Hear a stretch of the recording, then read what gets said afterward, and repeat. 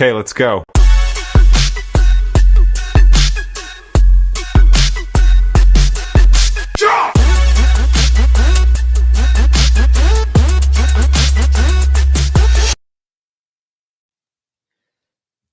Hey there, everybody. I'm here with Craig. It is early on a Saturday morning, and we wanted to discuss UK basketball and recruiting and what's going on with the athletic department and everything that we've seen over the last week or so. But Craig, we wanted to start this off real quick by playing a video of Kam Williams' dad, Greg Williams, who appeared on the Loyal BBN fan show this week, Thursday night. And really, uh, what struck me about the entire discussion was his sincerity through the entire process. He talked about a lot of things. We're going to play the video, but it takes a lot of guts for a parent of a player to go on one of these call-in shows, but it takes even more guts to not go in with animosity because we've all been to AAU and to youth sports programs where if you say something bad about my kid, we're all going to fight in the parking lot. Right. Yeah. And so that is not what we had with Kam Williams' dad. And by the way, we're going to have Kam Williams' dad, Greg, on the show, and we're going to try to have that live at Da Vinci's. But let me just say that this is probably the most level-headed thought process by a collegiate athletic parent that I've ever heard, and I think you would agree with that. Yeah, he's been on the Loyal BBN fan show. I know at least twice because I watched their Thursday night shows too. Yeah, And this guy's just full of energy. He knows the stats. He works with his son. He's been with him all along, and I mean, he is positive as can be. yeah. But you'll see in this video that the fans are affecting our players, and Absolutely. they are affecting recruiting. Well, these are Our coach. These are kids. I was going to say children. They're not children, but these are kids. These are, and anybody that says, "Oh, when I was 18," these 18-year-old kids are not the same as the 18-year-old kids when we were 18 years old. Right. So don't get that twisted. But at the same time, we want to give huge props to Mike at the Loyal BBN fan show. If you haven't watched his show, it is essentially 2 to 3 hours of him just chatting. He's in Saudi Arabia, by the way. Correct. He's doing a live show at least once a week, sometimes a couple times a week, and he will just get on there and let people talk. And you hear the frustration and things, but you also hear a lot of positive as well. So we want to give huge props there. If you haven't caught his show yet, you can do that. It is a lot of fun to watch.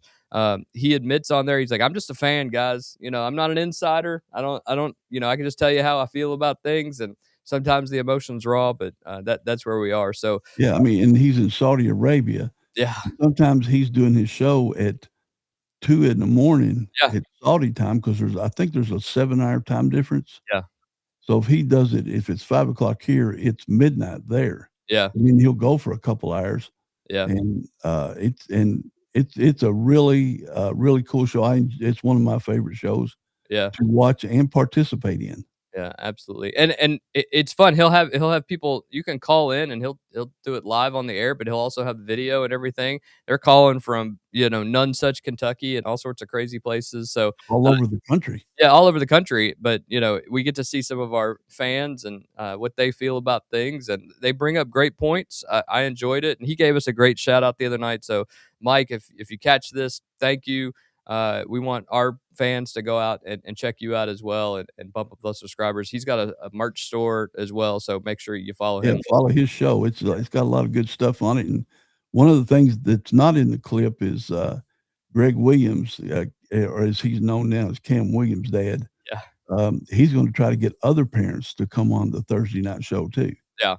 And I think that'll be interesting to see how that works, but we'll see in the future, and maybe we'll play those as well. But let's start off. We had a couple clips here, and we'll talk about each one as they play here. So let's get that going.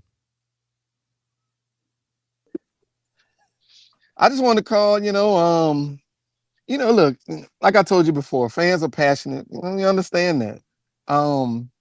But as a parent, my job is to be positive. Yeah. like you said, I can't tell people how to feel, but at the same time, those guys have 30, 35 games to play. How far can they go being critical of them all the time? They get it from everywhere. And like I said, the crazy part is they get criticized by the teams they play and they get criticized by their fans. Go figure.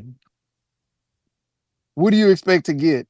If you get all these 5 stars in here and you talk about them all the time, what kind of result do you expect from them? And people will say, hey, because you get paid, because you come and play. No, when you come and play for a team, you expect support from your fans. Yeah. You don't expect constant criticism. Like these kids haven't even been given a chance to play, and people are saying they might not win games next year. It's funny that he mentions that, Craig, but Yeah. the interesting thing about that is that Greg's son Cam came in, got injured right at the time that he started playing really, really good, and then rehabbed as hard as he could to get back to the team. So this is a kid who was at Tulane, came here, wanted to be a part of Kentucky, and has worked his way up to be an integral part of this team, and the coaches went out and made sure that he continued to stay at Kentucky. Yeah, and he was one of the first guys to come to say he's coming back. Right. And remember, he, like you said, he was starting to go really, really good. And my favorite stat for him is 21 for 22 from the free throw line. Yeah. And I got Greg Williams' phone number, so we text after the last 2 shows. Yeah. And he said that they remember that one game that he missed that one free throw. And they work, they talk all the time. He's up here. Greg Williams is up here with his team, and he's trying to be as positive as he can with the players. But darn, man, we've talked about this for a couple of weeks, or almost every show about the fan vitriol we see online after a game. I mean, this off season and during the recruiting season. And one thing I'll never forget, because it had never happened before that I remember, was when the fans booed the team. That just hit me right in the middle, and I could not believe that we were hearing that at Rupp Arena. Well, and then we heard it in Nashville too. Obviously that Gonzaga game was just brutal to watch, but and the team. Listen, those guys know when they're getting beat. I think about the New York Knicks versus the Hawks the other night. They losing by 50 points. Yeah. And listen, the Hawks, they're professionals too, and they know they're getting beat, and they know they're getting dog walked out there, right? So you don't have to remind them of how bad it is. And we get it that you pay your hard-earned money and that you're driving from Pikeville or Paducah to come into the greatest place to play Kentucky, any basketball for that matter. College basketball, it is the cathedral of college basketball. But if they could turn it around at that moment, they would turn it around. And I think coaches shows, and I think social media is an outlet now, and I can remember some really, really bad Kentucky teams.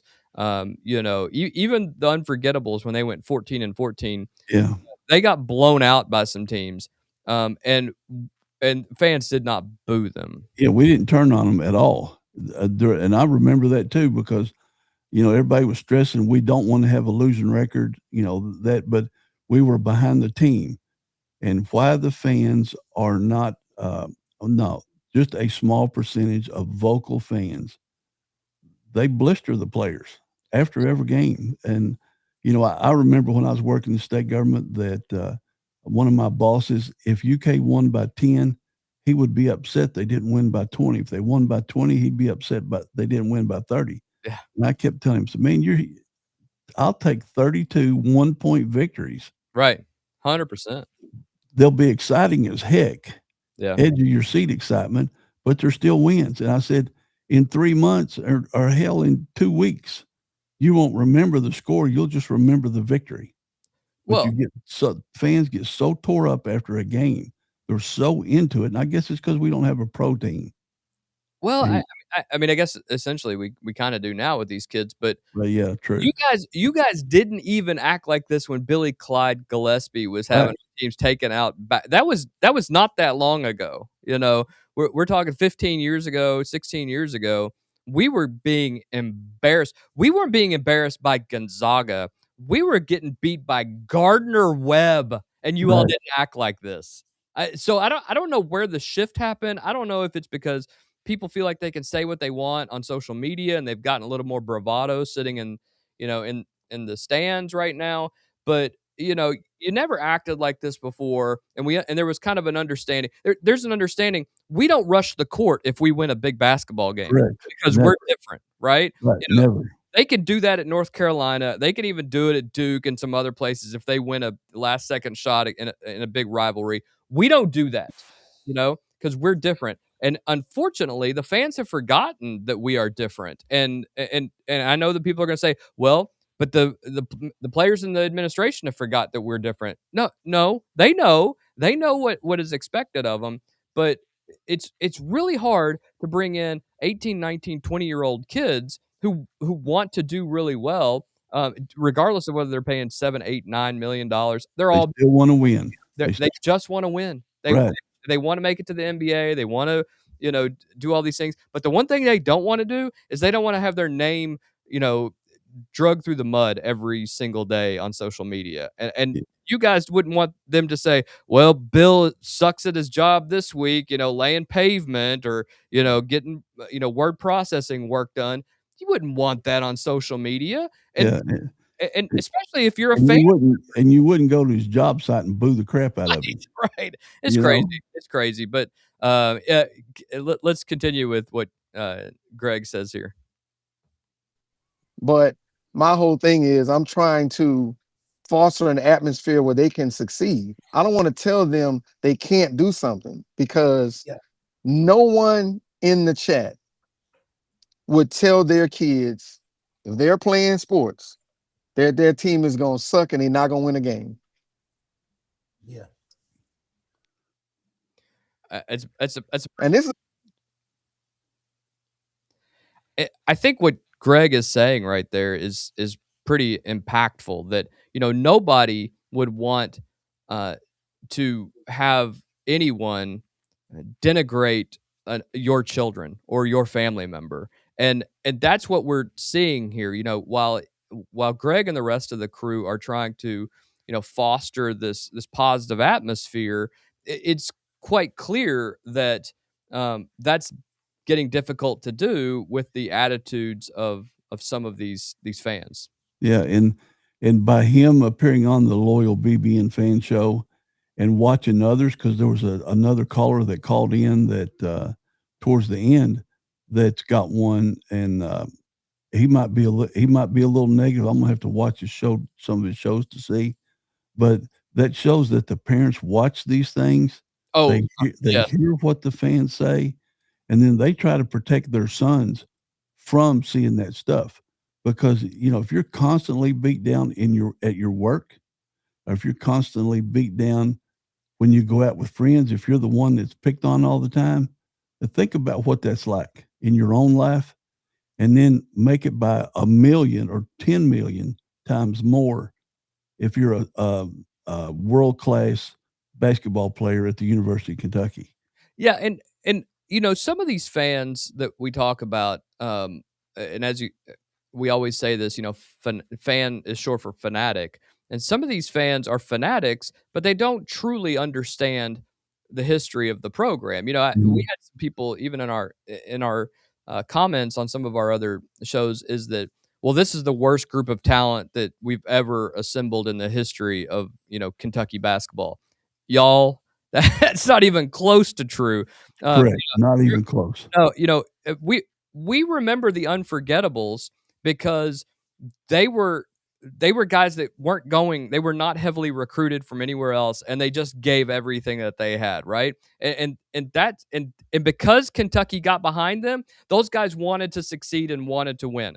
But just before the unforgettables got there, the 1990 team that we had was really, really bad. The that Billy Clyde had that lost to Gardner Webb, that team was really, really bad. I mean, this is, and people say, well, maybe it was just coaching. No, I mean, this is not a situation where you can say that this is the absolute worst team we've ever had. I mean, that when you talk in hyperbole like that, Craig, it proves that you don't know what you're talking about. Yeah, well, and, there was the Knicks game with Atlanta, Right. and then last night's Laker game with Houston. The Lakers were up 20 the whole game, and, the fans were, and I've looked at some of the Houston, I'm on some Houston Rocket fan pages too. They were not as bad against that team No. because Houston was expected to beat the Lakers, Yep. especially with Doncic out and Reeves out the first four games. They were not as bad on the Rocket players as some of our fans are on our UK players, and they haven't even played a game yet. They haven't even got on the floor together yet. Yeah. I saw a post yesterday, and I sent it to you, Craig, where Justin McBride, who is coming over from James Madison, and I love this kid's game. He's just Oh, yeah. he's a hard worker, lots of rebounds, doesn't mind going to the rim. But he said, coming to Kentucky is a dream come true. It's a lifetime dream come true. And that's what I want to hear from kids who play at Kentucky, right? I don't care if you want to come here for 8 months, and make $8 million. I want the kids who want to have that blue and white on and understand what Kentucky means. And I think that's the kind of player that Mark Pope wants. Now, I'm not one of those individuals that thinks that you're going to be able to find a bunch of those guys, right? You're going to have to get some players in here who just care about themselves at the beginning. But right now, though, if we're in a lull, if you will, I want guys who want to wear that blue and white. Yeah. Well, remember when Richie Farmer came here, who ever heard of this guy from Clay County? Exactly. Now he's in national college basketball lore because of his interactions with Coach K during that game. Yep. And the always famous thing everybody says, Coach, put me in. Richie's always saying, Coach, put me in. Yeah. Those kind of things, that's lived for now 30 years. And Dick Vitale will talk about it every now and then. Yep. Coach K, when he was coaching, he would reference it back. And those kind of things are great memories for UK, but we're not building any great memories now, not because of the players, not because of Coach Pope or the administration. It's because of the negativity we're seeing from the fans.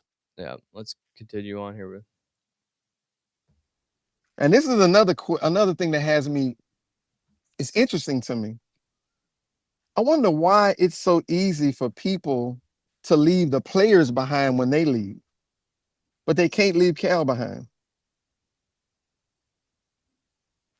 Aberdeen left, man, forget him. JQ, oh, forget him, he left. I guess they're going to say it's because they chose it, but Cal is gone. I don't care what happened, he's gone. I love him, he's a great coach, but he's not Kentucky's coach. That was a powerful statement there. It was. I hearken back to, and it's funny because it's a Rick Pitino quote. When Rick Pitino was the coach of the Boston Celtics, and they were just getting destroyed early on in his tenure, he went into the locker room and he said, Larry Bird's not walking through that door. Robert Parrish and Kevin McHale, they are not suiting up tonight, right? You guys are, right? And so it's the same mentality, though. It's like Coach Calipari is gone. He is never coming back, and we have to move on from that. And we had some great seasons. By the way, we didn't have a great last 5 seasons. I'll tell you that straight up. Yeah. The last 5 seasons were garbage. But you didn't turn away from the team, did you? Turn away from the team, and you didn't turn away from the team because they didn't live up to their potential for some reason. Now you're like, oh, we were 22-14. This is the worst team I've ever seen in my life. Come on, guys. I mean, it's hyperbole to the next level. Yeah, we made the NCAA tournament. Every team wants to win at least 20 games, so we ticked that off. Absolutely. We got into the tournament. We won a game, so that's good. And Pope's won 3 games in his first 2 years, which I think is more than what some other coaches at UK have done. But we didn't abandon those coaches or the team. I don't know why they keep jumping off the bandwagon and they're so harsh on these guys. Maybe it's just because they don't have a 5-star behind them. Maybe that's what it is. Because we've had some 5-star failures and we had some 5-star superstars that, I think we got 25 or 29 players in the NBA. We've got a reigning MVP in the NBA. And some of the best players on all the teams. Booker scored 70 points in the NBA. Yeah. Jamal Murray has scored 60. Bam Adebayo scored 81, 82. Yeah, Bam got 81 this year. And so we've got some great players. We've got all-stars. I mean, people have joked it would be good to see the UK all-stars against the NBA and see how it was good with Cat and Bam and Booker and De'Aaron Fox at guard. I mean, we'd have a heck of an NBA team of just UK players. Yeah, absolutely. And we can get back there again, but to get back there, we've got to have the fan support 100% behind these players. I think a lot of that started when, Cal, we were watching a door at the University of Memphis to see when Cal walked out of walked out of the University of Memphis athletic facility. We were literally watching a door. When Mark Pope was announced, everyone was like, huh, that wasn't what we thought it would be. And nobody gave him a chance. Nobody remember the reception, though. Oh, the reception was great. The reception was great. Fantastic. Yeah, it was absolutely great. And maybe it was manufactured to an extent, but Mark Pope's never gone 9-16. Right. Like Calipari did in 2021. Yeah, and we swung and missed on a few of the big coaches, but we got a national champion coach. We got a Rhodes Scholar. We got a guy that was a semester away from being a doctor. Yeah. He's all about analytics, which everybody in college basketball is today. Yep. I mean, I don't know what would be a better fit, because if we hired anybody, it's not going to be from Duke or Kansas or Michigan State. It's not going to be one of the other blue bloods. But a lot of people were against Pope right off the bat, like you said. And I didn't even understand that. Well, and we have criticisms. Don't get me wrong. We have criticisms of Mark Pope and his staff, and we're going to talk about some here in a minute. But we don't wholesale say this is the worst coaching team ever. We don't wholesale say that I'm not going to cheer for the team. This is the worst team ever. We're just not going to do that. We'll continue on. But I just wanted to go ahead. Kentucky to excel and achieve. Why don't you help the person that's running the program do what you want him to do? Give him the support he needs. Give him all the support he needs. Wins or losses. And when the season is over, then you can tell everybody how you feel. But damn, during the season, I'm hearing people say the same thing that the other team is saying. They telling the players they suck on the court. And then the fans are booing them. So that's what I want to know what they would do if they were playing. If they're out there playing and the other team is against you, your fans are against you. So they're supposed to be used to that because now they're getting money? Is that a fan? Yeah. I mean, they're human, but all I'm saying is if they don't rock with them, then they're going to talk about the players. Oh, he's a terrible guy. He doesn't say anything. But you're the same guy that said he sucked. Last week you said he sucked, and then he dropped 20, and now you're a fan. Yeah. Let's be consistent. They want them to be consistent on the court. Be consistent with your support. That's a great ending remark right there. It really is. And, he's not saying anything that I think most people don't agree with. Look, you pay a bunch of money to leave work early on a Friday night, to drive down to Nashville, to get a hotel room, to do all these things, and it doesn't turn out the way that you want it. You bought a ticket to go watch a team. You don't have the right to always have everything go the way you want it in life. And that's one of the things that is showing the type of fans that we have. We have these fans who think we have to be national champions, Sweet 16, regional finals every single year. That's not realistic. No, especially today, it's not. and especially today, and we are gonna get our butts kicked once in a while. And when we get our butts kicked once in a while, you go, "Well, that wasn't fun. I hope Coach Pope turns it around. I hope we're gonna cheer for these guys even more to really push them. Every time they do something good, we're gonna cheer a little bit louder." It's just Well, that's the way I and think. think of the overall fan experience. You get to go to Nashville, you watch a game for 2 hours. If UK loses, you can't tell me you're still not having a good time. You might be You're a in little Nashville. depressed, but yeah, you're in Nashville or you're in Catlanta. I Yeah, mean, when UK fans go, they take over cities, yeah. and maybe some of them have unrealistic expectations, but I don't see any videos popping up saying they had a horrible time in Nashville No, or Atlanta never. or Madison Square Garden or Hawaii or wherever we play. We are blessed because we're the Kentucky Wildcats to be able to go to these places, to get invited to these places like the Champions Classic in Chicago next year. Yeah, I mean, man, that's gonna be a heck of a game, and guess who we play? yeah. Ryan Kansas. Stokes in Kansas. So that's gonna be fun, but, you know, a fan's a fan, and we should be a fan all the time. We got and Greg's remark there was about supporting Coach Pope. I mean, when he walks in the arena, we ought to go just crazy at Yeah, Rupp, welcoming him into the game. yeah. And my only complaint was Pope, and he changed that, was he was too nice. You would see the Coach P at Louisville or Connecticut, or not so much Shire at Duke, but you'd see these coaches just go ballistic on the sideline, and that's just not Mark Pope's demeanor. No. But when he did throw that clipboard that one time, man, I loved it. I love the aggression.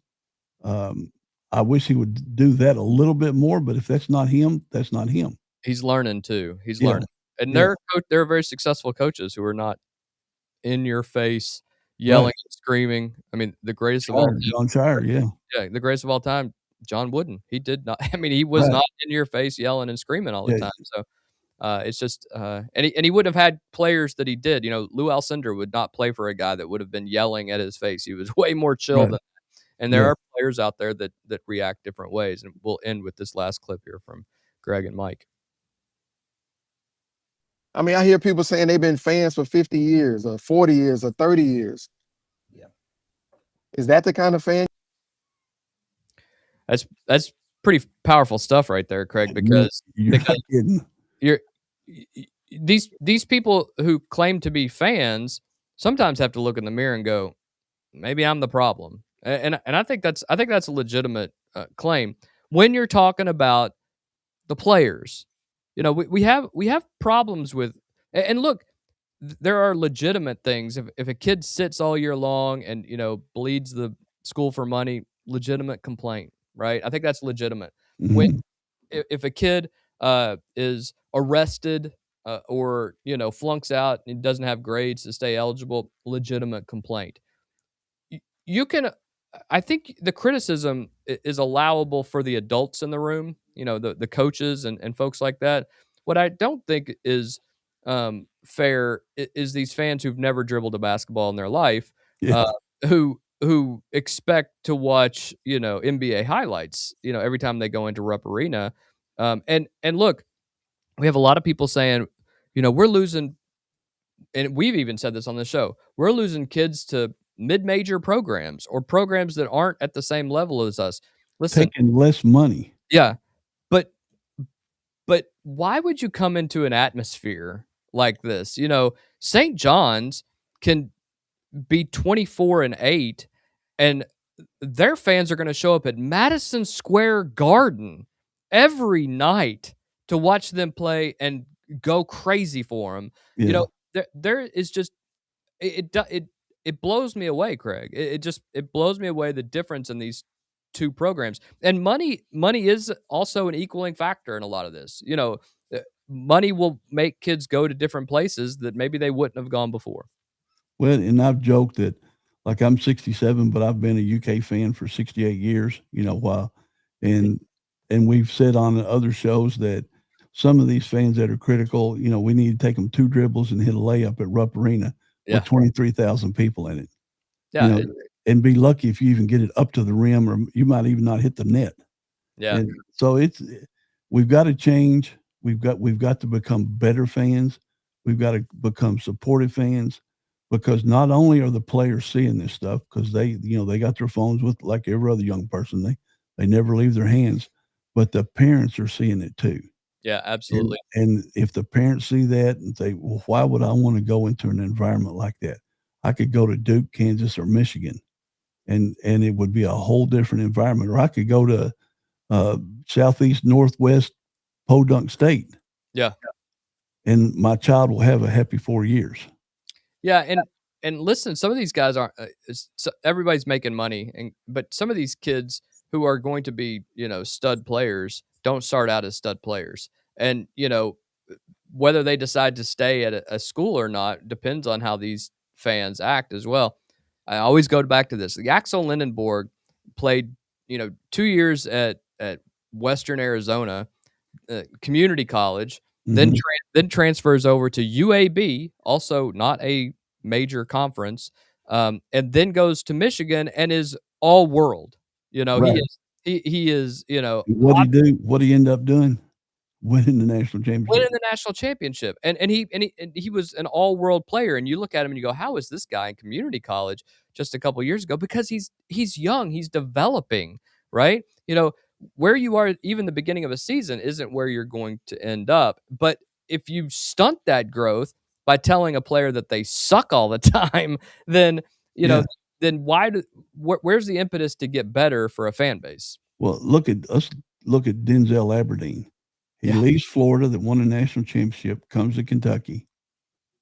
Then he leaves Kentucky and goes back to Florida, and he's a projected starter because I've got a friend in Florida that sends me all kinds of University of Florida basketball stuff, and they got Denzel Aberdeen penciled in as starting on that team. So that would be a case study all in itself. Why did he leave a championship team, come to Kentucky, then leave Kentucky and go back to another going to be a top 10 ranked team next year because Yep. a lot of their players came back. Their best players came back. There was no change in coaching down there. It was Right.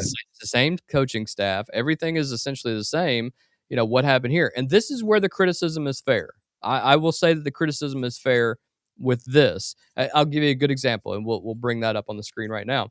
There are reports out now that Tyron Stokes reportedly signed his Kansas paperwork, his non-revenue share. Now there is non-revenue sharing that is what everybody makes, right? I Mhm. mean, Yep. and then you have your rev share that you'll be making, and then in your NIL stuff as well. Okay, but there are reports out that Tyron Stokes signed his non-rev non-rev sharing agreement with Kansas before he even showed up on campus at the University of Kentucky. And it was reported by Jared Polachek Yes, sir.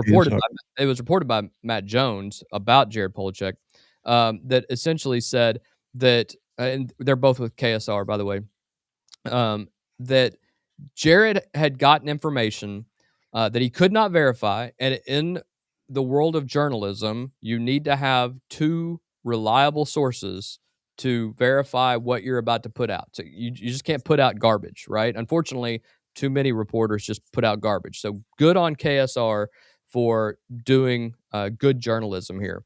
But in that, Polachek had information, and he couldn't publish it because he didn't have the second reliable source. But he went to the University of Kentucky athletic department and Mark Pope's staff specifically and tried to give this information because he's not reporting it, but Yeah, he's he just called giving them. He called them. called him and just tried to give the information. No one took the call and no one called him back. Craig, And that's a problem. That's a well, problem. and remember, Matt Jones said also that a national Right. reporter reached out to UK via telephone. He also didn't get a phone call back. Yeah. So So you have to ask yourself, why? Now, what Matt Jones has reported, and others that I have talked to have said is that this staff has essentially insulated themselves. They don't.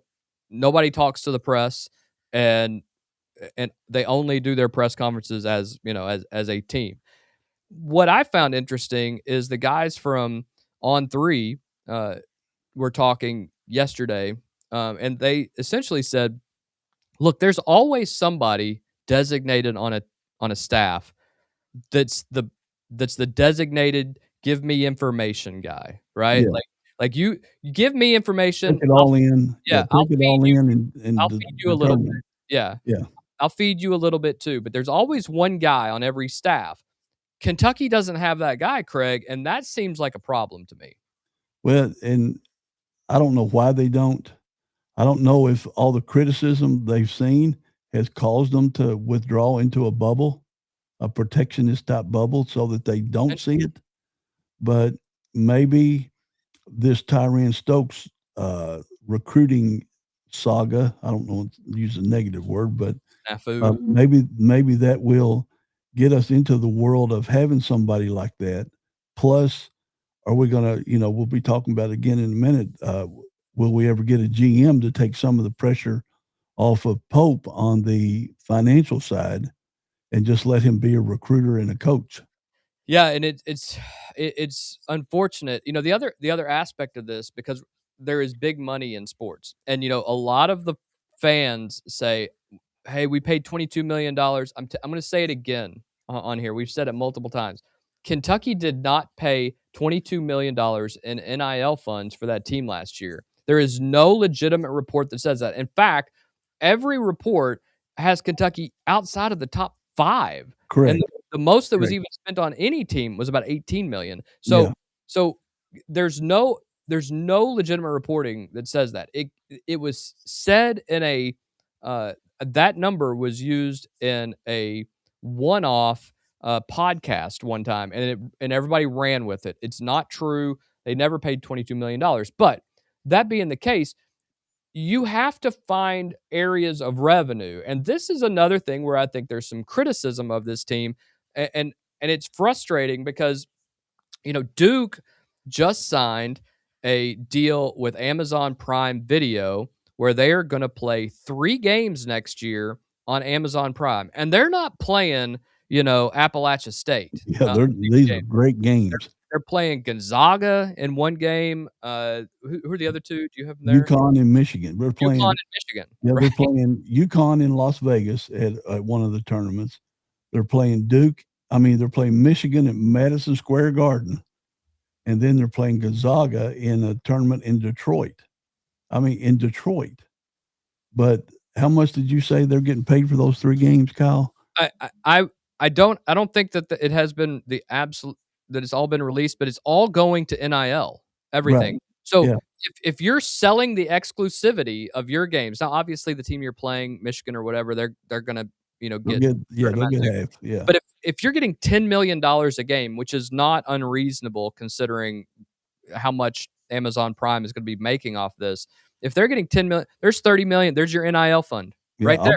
I'll be watching those 3 games. Of course. I mean, and everybody, these are big programs that they're playing, right? I mean, But Duke's taking Gonzaga, on Michigan, UConn, and they won it all last year. yeah, these are And big fan bases, yeah, right? UConn's won 3 out of the last 5 years or something. Or they've got an incredible run going, and Gonzaga is always in the mix for the last 10 or 12 years.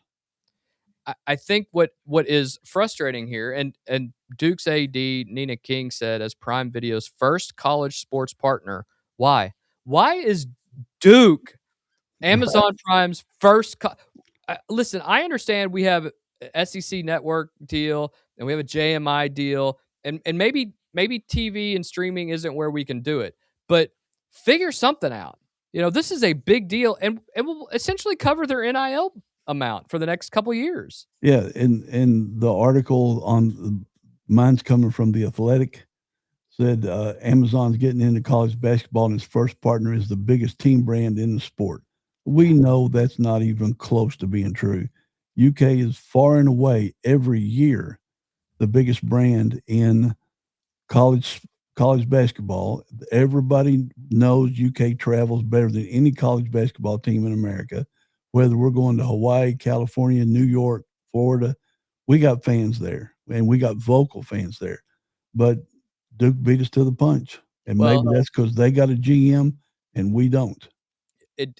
I'm reading ESPN Plus here. They said the only amount that was released is that the opposing team will receive $500,000. Okay, so if they're receiving $500,000 and Duke's receiving two, $6 million. That's Tyron Stokes. How So, how are they only getting how do they determine who the opposing team is because they're all at neutral sites?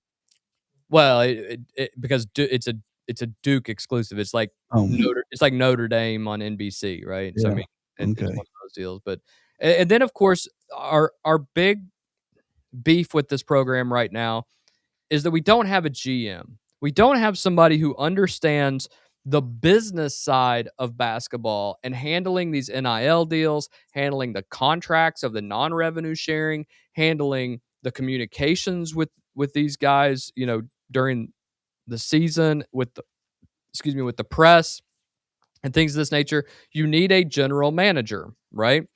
And Kentucky, for some reason, we get a story once every couple weeks that they're toying with the idea that they may bring in this pro and that pro.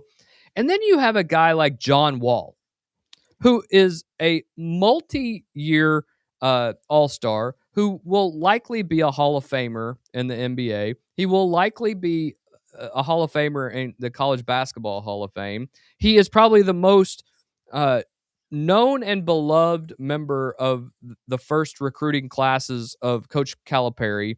He has a stellar professional career, and he's going to go to Howard University to be yeah. their GM.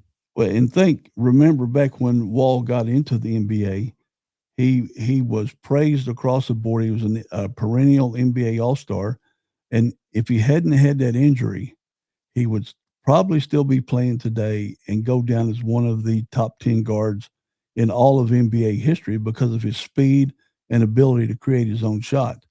Then he's been on TV broadcasting, and now instead of us taking a shot at Tayshaun Prince at Detroit or John Wall is now at Howard University, and any other number of players that got the UK lore, running through their veins.